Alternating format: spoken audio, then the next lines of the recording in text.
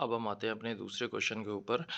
The moment letter fell into the mailbox postmaster went to open it. Okay, तो इस extract को पढ़कर हमें पता चल जाता है कि ये हमारे लेंचो वाले चैप्टर से या लेटर टू गॉड से लिया गया है।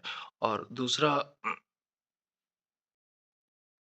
तो दूसरी बात ये है कि सबसे लास्ट वाले पैराग्राफ से लिया गया है। हम ज़्यादा समय गवाए बिना हम सीधा अपने क्वेश्चन पे आते हैं। Fill in the blanks the tone and the mood shows Lencho was. Okay, तो इस क्वेश्चन में लेंचो के टोन और मूड के बारे में पूछा गया है जो इस पैराग्राफ में शो किया गया है। देखो इस पहला ऑप्शन हमारे पास में मिलता है अनहैप्पी। अनहैप्पी तो देखो हमारा लेंचो था, ठीक है ना? क्योंकि उसे पैसे चाहिए थे, उसे पैसे पूरे मिले नहीं थे। उसके बाद में क्यूरियस लेंचो किसी बात को लेकर के उत्सुक तो नहीं था, किसी क्यूरियोसिटी तो नहीं थी उसके अंदर, ठीक है? दूसरी बात हम बात करते हैं होपफुल। लेंचो होपफुल तो था क्योंकि उसने दोबारा लेटर उठाया और दोबारा लेटर लिख दिया और भगवान को बोला कि ये सब बंच ऑफ क्रूक हैं, आप मुझे दोबारा पैसे भेज दीजिए। बाकी के पैसे मंगा लिए, तो लेंचो को होप था। तो देखो 1 और 3 किसी भी ऑप्शन में मिल रहा है, हाँ, हमारा तीसरा में मिल रहा है, तो हमारा ये वाला ऑप्शन सही है।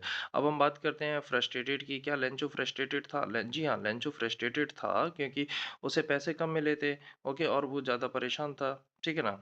ओके, क्वेश्चन नंबर हमारा आता है बी। बी में क्या होता है? With what expectation did the postmaster open the letter?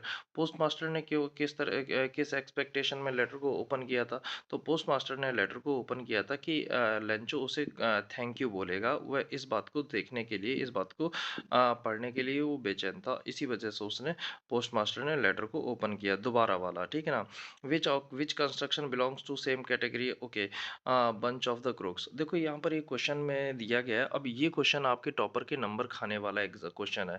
ये टॉपर के नंबर खा के जाएगा भाई साहब, किसी भी सूरत में रुकेगा नहीं, है ना? क्या बोलेगा विच कंस्ट्रक्शन इनमें यानी जो ये बंच ऑफ क्रूक्स जो लिख रखा है ना, एक नया फ्रेज बनाया है। ऐसा ही कोई फ्रेज इनमें से बनाया हुआ है, जैसे थिक एज थीव्स। अरे नहीं यार, चोरों जैसा मोटा ऐसा कुछ होता ही नहीं है ना? बैग ऑफ बोन्स, नहीं नहीं, ये भी कोई दिक्कत नहीं। हाँ देखो ये जरूर है, स्कूल ऑफ वेल्स। देखो जैसे कि क्रूक्स के ग्रुप को बंच बोला जाता है, उसी तरह से वेल्स के ग्रुप को, यानी वेल मछली जो होती है उसके ग्रुप को स्कूल बोला जाता है। तो इस तरीके से दोनों हमारे कलेक्टिव नाउन्स दोनों हम लोगों के क्या बोले जाते हैं, कलेक्टिव नाउन्स के एग्जांपल्स हैं। नॉट अ कलेक्टिव नाउन्स, मतलब उनके, हाँ, ठीक है, बोल सकते हैं। ओके, तो ये क्वेश्चंस आपका ग्रामर का क्वेश्चन है।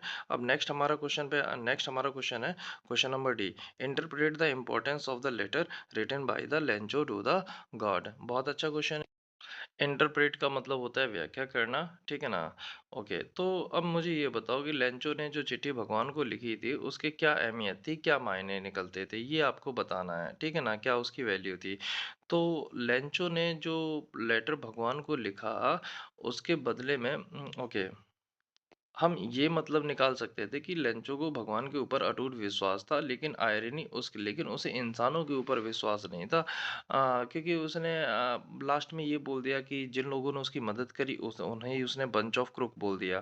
तो ये आपका 1 नंबर का आंसर है, और ये इस तरह से आपने 5 नंबर पूरे के पूरे सिक्योर कर लिए। बट ध्यान रहे टॉपर्स तुम लोगों की, यहाँ पर अगर तुम लोगों ने एक्सट्रैक्ट को हल्के में लिया तो आप वो 100% स्कोर नहीं कर पाओगे। इस वजह से एक्सट्रैक्ट को बिल्कुल हल्के में मत लेना।